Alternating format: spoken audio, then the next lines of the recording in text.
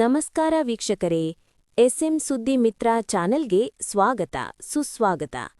ಬಾಗಲಕೋಟೆ ಜಿಲ್ಲೆ ಜಮಖಂಡಿ ತಾಲೂಕಿನ ಹುಲ್ಯಾಳ ಗ್ರಾಮದಲ್ಲಿ ದುಷ್ಟಚಟಗಳ ಭಿಕ್ಷೆ ಸದ್ಗುಣಗಳೀಕ್ಷೆ ಎಂದು ಹೇಳುತ್ತಾ ಬಂದಿರುವ ಶ್ರೀ ಆನಂದದೇವರು ಓಲೆಮಠ ಜಮಖಂಡಿ ಇವರ ನೇತೃತ್ವದಲ್ಲಿ ನಡೆದ ಗ್ರಾಮದಲ್ಲಿ ಗುಟ್ಕಾ ತಿನ್ನುವವರು, ಮಾವ ತಿನ್ನುವವರು, ಸರಾಯಿ ಕುಡಿಯುವವರು ಇವೆಲ್ಲವನ್ನೂ ಪ್ರತಿಯೊಬ್ಬರಿಗೆ ಹೇಳುತ್ತಾ ಪ್ರತಿ ಕುಟುಂಬ ದುಷ್ಟಚಟಗಳಿಂದ ದೂರವಿರಿ ಎಂದು, ಕುಟುಂಬ ಕೆಟ್ಟ ಚಟಗಳಿಗೆ ಶರೀರ ಹಾಳಾಗುತ್ತದೆ ಹಾಗೂ ಹುಲ್ಯಾಳ ಗ್ರಾಮದ ಅವರ ಕುಟುಂಬಕ್ಕೆ ಒಳ್ಳೆಯ ಸಮಾಜಕ್ಕೆ ಯುವಕರು ಮಾದರಿಯಾಗಲಿ ಎಂದು ಆನಂದದೇವರ ಸಂಕಲ್ಪ. ಜಗತ್ತಿನಲ್ಲಿಯೇ ಯಾರೂ ಮಾಡಲಾರದಂತಹ ಕೆಲಸ. ಇಂತಹ ಪೋಲಿ ಮಠದ ಆನಂದದೇವರು ಸಾವಿರಕ್ಕೂ ಲಕ್ಷಕ್ಕೂ ಇಂತಹ ಸ್ವಾಮೀಜಿಗಳು ಸಿಗುವುದು ಕಷ್ಟ ಎಂದು ಅವರ ನಡೆ ನುಡಿ ಎಲ್ಲರ ಕುಟುಂಬಗಳು ಚೆನ್ನಾಗಿರಲಿ ಎಂದು ಅವರು ಆಶಿಸುತ್ತಾರೆ. ಇಂತಹ ಆನಂದದೇವರು ನಮ್ಮ ಜಮಖಂಡಿ ತಾಲೂಕಿಗೆ ಹಾಗೂ ನಮ್ಮ ಗ್ರಾಮಕ್ಕೆ ಬಂದಿದ್ದು ದೊಡ್ಡ ಶ್ಲಾಘನೀಯ ಎಂದು ಎಲ್ಲ ಯುವಕರು ಇದನ್ನು ಪರಿಪಾಲಿಸಬೇಕು. ನಿಮ್ಮ ಕುಟುಂಬಕ್ಕೆ ತಂದೆ ತಾಯಿಗೆ ಹೆಸರು ತರಬೇಕೆಂದು ಆನಂದದೇವರದ ಪರಿಸರಮಕ್ಕೆ ಎಲ್ಲರೂ ಒಳ್ಳೆಯದನ್ನ ಬಯಸುವಂತಹ ಜಗತ್ತಿನಲ್ಲಿ ಇಂತಹ ಆನಂದದೇವರು ಸಿಕ್ಕಿದ್ದು ನಮ್ಮ ಜಮಖಂಡಿ ತಾಲೂಕಿಗೆ ಒಂದು ಕೊಡುಗೆ ಅಂತ ಹೇಳುತ್ತಾ ಹುಲ್ಯಾಳ ಗ್ರಾಮದ ಗುರುಹಿರಿಯರು ಸಮ್ಮುಖದಲ್ಲಿ ಆನಂದದೇವರಿಗೂ ಸಾಥ್ ನೀಡಿ ಅವರಿಗೆ ಬೆಂಬಲವಾಗಿ ನಿಂತಿದ್ದಾರೆ. ನಿರಂತರ ಸುದ್ದಿಗಾಗಿ ವೀಕ್ಷಿಸಿ ಎಸ್ಎಂ ಸುದ್ದಿ ಮಿತ್ರ ಜಮಖಂಡಿ.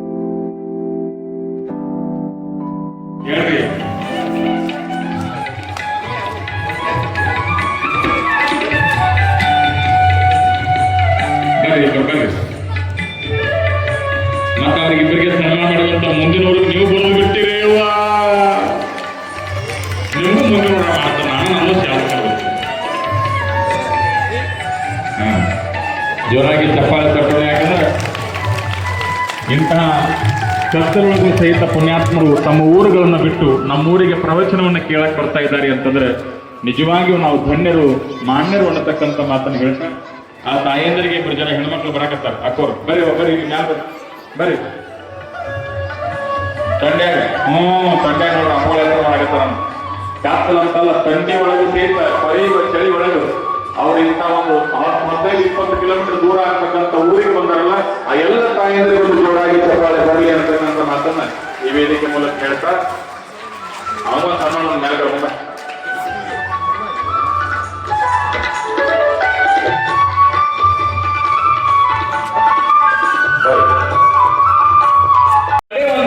ನುಡಿ ಒಂದದ, ಆಚರಣೆ ಒಂದದ.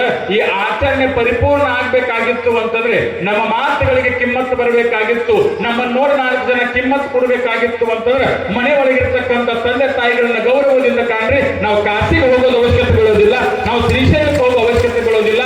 ಪುಣ್ಯ ಕ್ಷೇತ್ರ, ಪುಣ್ಯ ನದಿ ಸ್ಥಾನಗಳು ಏನಿದಾವು ಅಂತಂದ್ರೆ ನಮ್ಮ ತಂದೆ ತಾಯಿಯ ಪಾದಗಳಿಗೆ ನಾವು ಅನ್ನತಕ್ಕಂಥ ಭಾವ ನಮ್ಮೊಳಗೆ ಬರಬೇಕು. ಅದಕ್ಕಾಗಿ ಹೇಳ್ತಾ ನಾವು ಆಧುನಿಕ ಕವಿ ಯಾರ ತಂದೆ ತಾಯಿಗಳ ಪಾದಕ್ಕೆ ನಮಸ್ಕಾರ ಮಾಡಂಗಿಲ್ಲಲ್ಲ ಅನ್ನ, ಅವ್ರ ಜೀವನ ಪೂರ್ತಿ ಮತ್ತೊಬ್ಬರ ಪಾದಕ್ಕೆ ನಮಸ್ಕಾರ ಮಾಡೋ ಪರಿಸ್ಥಿತಿ ಬರ್ತದೆ. ನಾ ಹೇಳ್ಬೇಕಾಗ ಬರ್ತೀನಿ, ಯಾರು ನಿಮ್ಮ ಅವ್ವ ಅಪ್ಪನ ಹಣೆಗೆ ನಮಸ್ಕಾರ ಹಚ್ಚಿ ಮಾಡಂಗಿಲ್ಲ, ನೀವು ಊರಾಗಿನ ಮಂದಿಗೆಲ್ಲ ನಮಸ್ಕಾರ ಮಾಡೋದು ಬರ್ತದೆ. ನೀ ನಮಸ್ಕಾರ, ಅವನ್ ನಮಸ್ಕಾರ, ಅವನ್ ನಮಸ್ಕಾರ, ಸಲಾಂ ಸಲಾಂ ಸಲಾಂ, ಎಲ್ಲರಿಗೂ ಸಲಾಂ ಮಾಡಿದಾಗ. ಯಾಕ ಮೊದಲು ನೀ ಇದ್ದ ದೇವರಿಗೆ ಕಿಮ್ಮತ್ ಕೊಟ್ಟಿಲ್ಲ, ಅದಕ್ಕಾಗಿ ಊರಾಗಿನ ದೇವರೆಲ್ಲ ಕಿಮ್ಮತ್ ಕೊಡ್ತಾನ. ಅದಕ್ಕಾಗಿ ಈ ಮಾತನ್ನ ತಾವು ಲಕ್ಷ ಕೊಟ್ಟು ಕೇಳಬೇಕು. ಏನು ಲಕ್ಷ ಕೊಟ್ಟು ಕೇಳಬೇಕು ಅಂತಂದ್ರೆ ಬದುಕಿನೊಳಗೆ ಎಷ್ಟ ಕಷ್ಟ ಬರಲಿ, ಬದುಕಿನೊಳಗೆ ಎಷ್ಟ ನೋವು ಬರಲಿ, ಬದುಕಿನೊಳಗೆ ಎಷ್ಟ ಸಂಕಟ ಬರಲಿ, ತಾಯಿ ಒಂದ್ ಮಾತು ನೆನಪಿಟ್ಟುಕೊಳ್ಬೇಕು.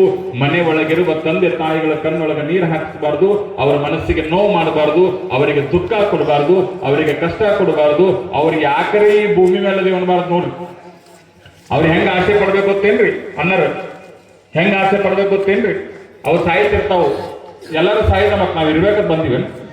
ಅದಕ್ಕಾಗಿ ನಮ್ಮ ಗವಾಯಿಗಳು ಅದಕ್ಕೆ ಹೇಳಿದ್ರೆ ಮೊದಲಿಗೆ ದೇವನ ಮನೆಗಿದು ಈ ಜಗವೆಲ್ಲ, ಬಾಡಿಗೆ ದಾರರು ಜೀವಿಗಳೆಲ್ಲ, ಇಷ್ಟೇ ದಿವಸ ಇಷ್ಟೇ ವರುಷ ಇರುತ್ತೀವೆಂಬ ಕಟ್ಟು ಕರಾರುಗಳಿಲ್ಲ. ಕರದಂದ್ರೆ ಎದ್ದು ಹೋಗಬೇಕಾಗಿತ್ತು. ಎದ್ದು ಹೋಗ್ತಕ್ಕಂಥ ಕಾಲಗಳಿಗೆ ಏನಾಗ್ತದ ಅಂತಂದ್ರೆ ಏನಾಗತ್ರಿ ತಾಯಿ, ಅವ್ ಸಾಯ್ತಿರ್ತಾವ, ಬಿತ್ತಿರ್ತಾವ ನೋಡ್ರಿ, ಮತ್ ಮಾಡಿ ತೋರಿಸ್ಬೇಕು. ನಿಮ್ಗೆ ನೆನಪಾಗ್ಬೇಕಲ್ಲ ಹೋಗೋ ಟೈಮ್, ನಾ ಹೊಂಟಿಲ್ಲ ಇವ್ವ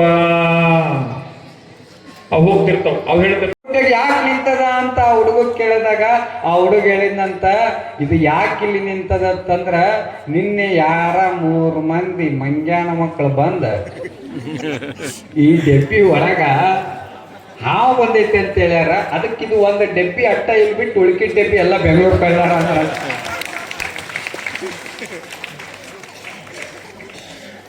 ಅರ್ಥ ಆತನೇ ಹೋಗತಿ. ಅವ್ರು ಏನ್ ಮಾಡಿದ್ರು, ಇನ್ನೊಬ್ಬರನ್ನ ಇಳಿಸೋ ಕೆಲಸ ಮಾಡಿದ್ರು, ತಾವು ಅಲ್ಲೇ ಉಳದ್ರು. ಇನ್ನೊಬ್ಬರನ್ನ ಹಚ್ಚೋ ಕೆಲಸ ಮಾಡಿದ್ರಂತ ತಾವು ಹತ್ತಿ ಬೆಂಗಳೂರು ಮಾಡುತ್ತಿದ್ರು. ಅದಕ್ಕೆ ನಮ್ಮ ಸ್ವಭಾವ, ನಮ್ಮ ಮನಸ್ಸು ಹೆಂಗಿರ್ಬೇಕಂತಂದ್ರ ಇನ್ನೊಬ್ಬರನ್ನ ಕೈ ಹಿಡಿದು ಎತ್ತುವಂತ ಗುಣ ಇರ್ಬೇಕೆ ಹೊರತು ಇನ್ನೊಬ್ಬರು ಬೆಳಾಕತ್ತಾರ ಅಂದ್ರೆ ಅವ್ರು ಒದಿಯುವಂತ ಕೆಲಸ ಮಾಡಕ್ ಹೋಗ್ಬಾರ್ದು. ಗೆದ್ದ ವ್ಯಕ್ತಿಗೆ ಚಪ್ಪಾಳೆ ತಟ್ಟುವ ಕೈಗಳು ಶ್ರೇಷ್ಠ ಆಗುವುದಿಲ್ಲ. ಬಿದ್ದ ವ್ಯಕ್ತಿಯನ್ನ ಯಾವ ಕೈಗಳು ಎತ್ತಿಡಿತಾವಲ್ಲ ಆ ಕೈಗಳು ಬಹಳ ಶ್ರೇಷ್ಠ ಆಗ್ತಾವ. ಆಳುವ ವ್ಯಕ್ತಿಯ ಕಾಲಿಡಿದವ್ರು ದೊಡ್ಡವರಾಗೋದಿಲ್ಲ, ಅಳುವ ವ್ಯಕ್ತಿಯ ಕಣ್ಣೀರು ಒರೆಸಿದವ್ರು ದೊಡ್ಡವರಾಗ್ತಾರ. ಹಿಂಗ ಹೃದಯ ಶ್ರೀಮಂತಿಕೆ, ಹೊರಗಿನ ಶ್ರೀಮಂತಿಕೆ ಅಳೆದು ಹೋಗ್ತದ. ಇವತ್ತು ಬಂಗಾರ ಕಳಿಸ್ರಿ, ಮನಿ ಮ್ಯಾಗ ಮನಿ ಕಟ್ರಿ, ಆಸ್ತಿ ಮ್ಯಾಗ ಆಸ್ತಿ ಇಡ್ರಿ, ಎಲ್ಲ ಅಳೆದೋಗ್ತದ. ಹೊರಗಿನ ಶ್ರೀಮಂತ ಎಲ್ಲ ಕಳೆದೋಗ್ತದ.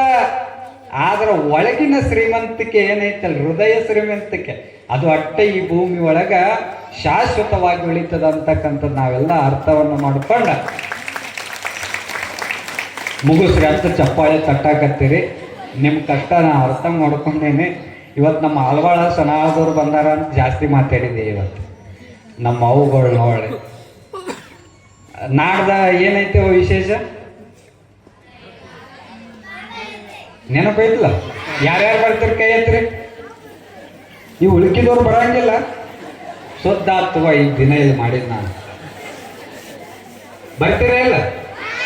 ಹರಿಶಾನಂದ ಅಪ್ಪಗಳು ಬರ್ತಾರ ನಮ್ಮ ಜೊತೆ ಪಾದಯಾತ್ರೆಗೆ. ನಾನು ನಿಮ್ಮ ಜೊತೆ ಇರುತ್ತೇನೆ ಹಿರಿಯರ. ಇದೊಂದು ಅದ್ಭುತ. ಇದು ಯಾವ ಊರಿಗೂ ಚಾನ್ಸ್ ಕೊಟ್ಟಿಲ್ಲ. ಅವ್ರ ಊರವ್ರು ನಮ್ಮ ಊರಾಗ ಯಾಕೆ ಮಾಡ್ಲಿಲ್ಲ ಅಂತ ಆಮೇಲೆ ಪ್ರಶ್ನೆ ಕೇಳ್ತಾರ ಅವ್ರು. ಹಾ, ಎಲ್ಲರೂ ಕೂಡಿ ಪಾದಯಾತ್ರೆ ಮಾಡಿ ಎಲ್ಲರ ತಲೆ ಮ್ಯಾಗ ಬುತ್ತಿ ಒತ್ಕೊಂಡ ಅಲ್ಲಿ ಹೋಗಿ ಪಾದಯಾತ್ರೆ ಮುಗಿಸಿ ಒಲೆ ಮಠಕ್ಕೆ ಹೋಗಿ ಎಲ್ಲರೂ ಕೊಂತ ಪ್ರಸಾದ ಮಾಡಿ ಒಳ್ಳೆ ಬಸ್ ಅಂತ ಬಂದ್ಬಿಡಲ್ಲ. ಅದಕ್ಕೆ ಯಾರ್ಯಾರು ಬರ್ತೀರಿ ಅವ ಈ ಕೈ ಎತ್ತರ ನೋಡೋಣ. ಆತ್ಮಸಾಕ್ಷಿಯಿಂದ ಕೈ ಎತ್ತರ ಅವ